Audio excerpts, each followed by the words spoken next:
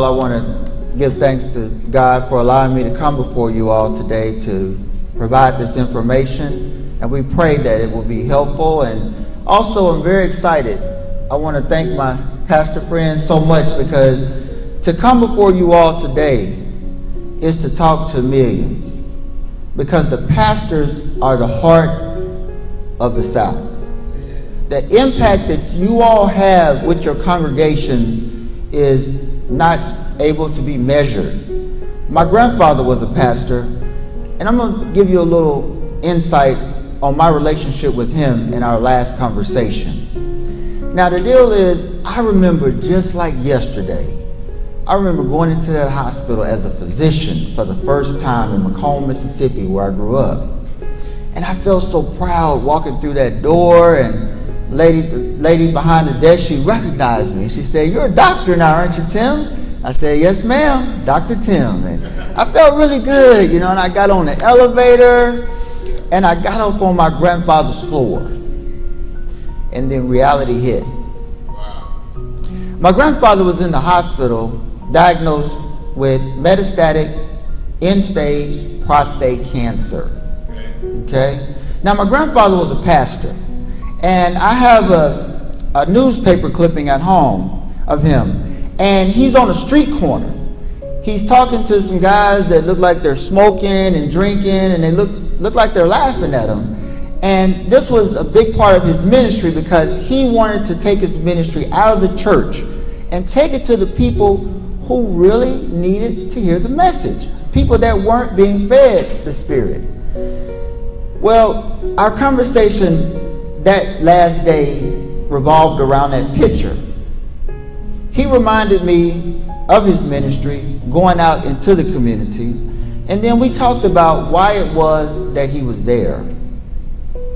My grandfather had a strong faith in our Creator. And in a lot of cases, he felt if you prayed about it, it would get better.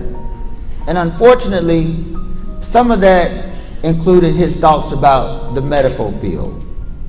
So, like a lot of us African American men, a lot of us men in general, and a lot of people in general, we felt that going to get a prostate exam or a physical, if you feel good, what's the point?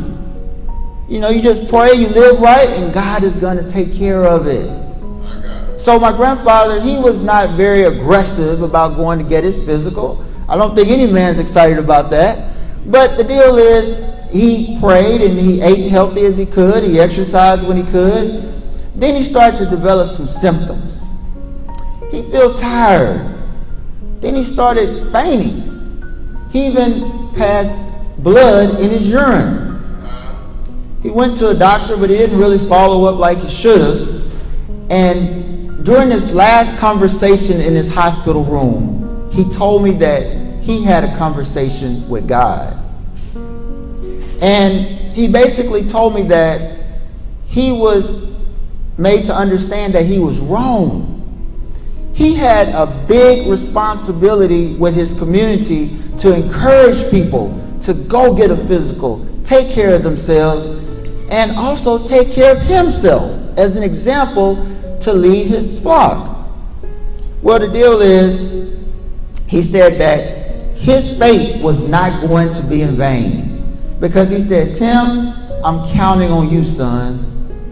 He said, "I want you to remember that ministry that I had, where I went to those corners and talked to those people that were not in the church. I want you to leave your doctor's office full of patience, like we did today.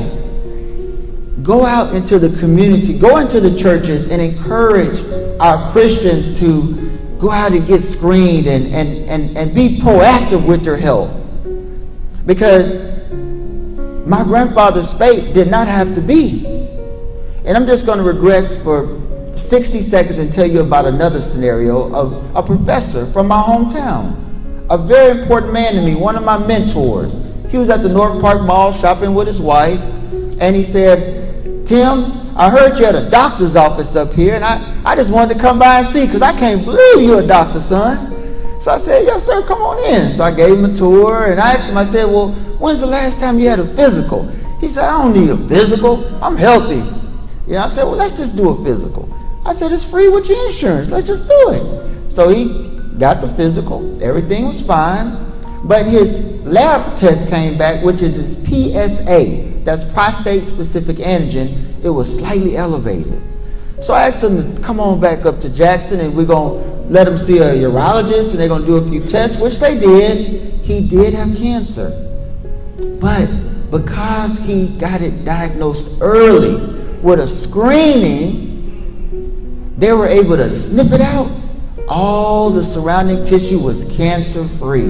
The radiological test showed there was no spread of the cancer. He was cured. I go see him all the time when I go back down to Macomb. And that could have been the fate of my grandfather. But like I said, my grandfather said that his life is not going to be in vain, because, Tim, I want you to tell this story, and especially tell it to our pastors. He said, plant seeds, and that way they can take it back to their congregations. Now, in the foyer area, we have some people from LabCorp, some phlebotomists.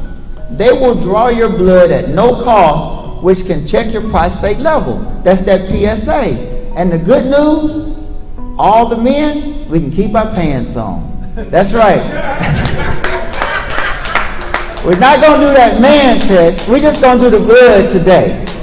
And if your PSA is elevated, either I or one of the providers from my medical facility will call you, and we'll discuss what's going on with your options.